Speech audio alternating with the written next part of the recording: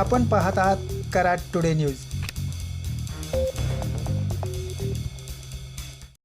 पुणे बेंगलोर महामार्गावर 6 पदरीकरणांतर्गत अदानी कंपनीच्या वतीने सुरू असलेल्या कामाची पाहणी या कंपनीच्या रस्ते विभागाचे बिझनेस हेड मनीष समताणी यांनी पाहणी केली।